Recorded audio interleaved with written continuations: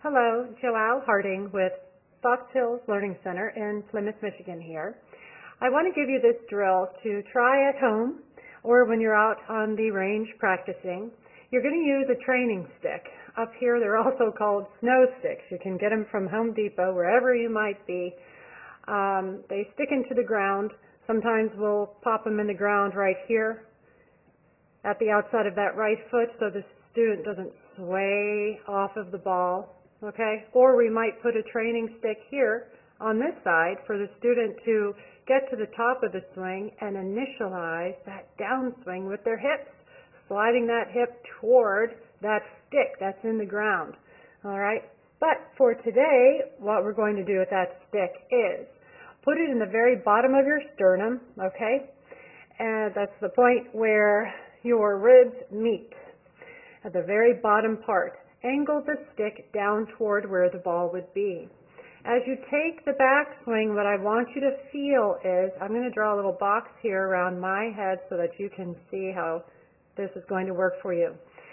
What you want to do when you take your backswing is you feel like you take the end of this stick and you're going to turn back and try to get that stick to point up toward the sky.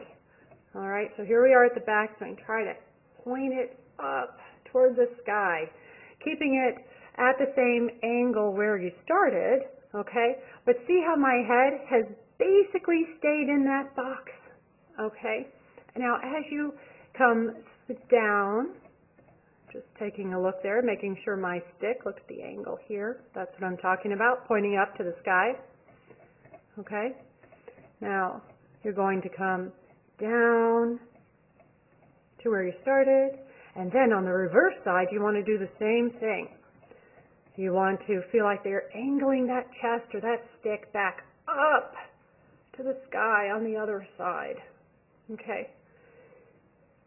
Now this is a little exaggerated, but I want you to feel that big exaggeration. I want you to feel a difference in what you're currently doing.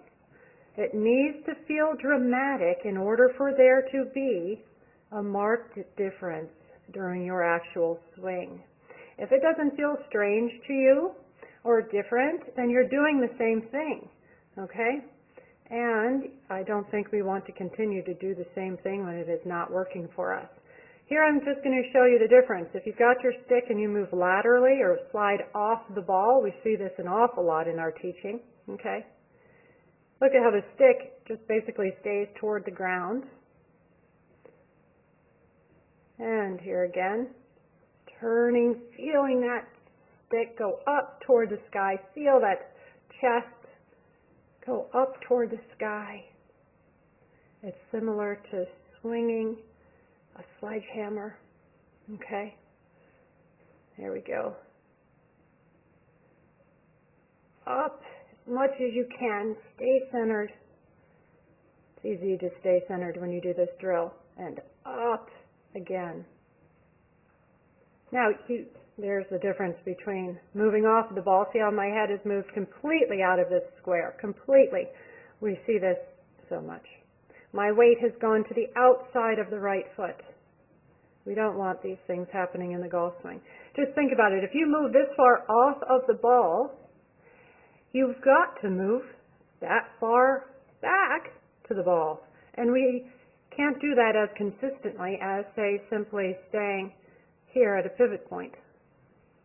And then we move through, sometimes too much, sometimes too little. And there's that move. Okay, now you don't need to go out and buy one of these sticks. This is just a tube of sunscreen. Anything you have that's about a foot long, let's say, angle it down at the ground, take that turn, get that sternum up to the sky. There it is. Look at that, right in the box. That's what you want to feel. Staying right over that golf ball. The weight, look at my right leg, my right hip. Okay, it's gone behind me. It hasn't swayed over this direction. And then on the way through, same idea. You want to feel that whatever you're holding as your aid to go up to the sky. Just do this in the bathroom mirror. Notice something behind you. Keep your head right there, right in the middle, centered. Another great drill that you can do while hitting golf balls, I'd suggest 5 balls teed up about a foot apart, about the height that you would tee it up on a par 3.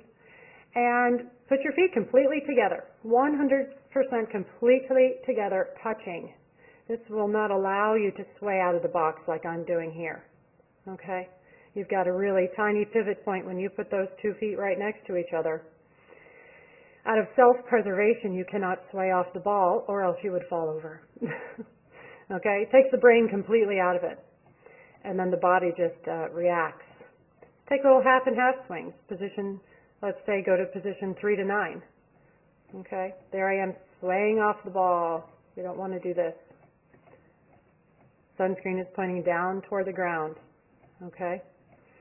That's your difference. When you're taking that practice swings and you're doing your drills and you're doing your work off of the course, off of the range, to really become more comfortable with it, and then you get on the range and you get on the course and it feels that much more comfortable for you.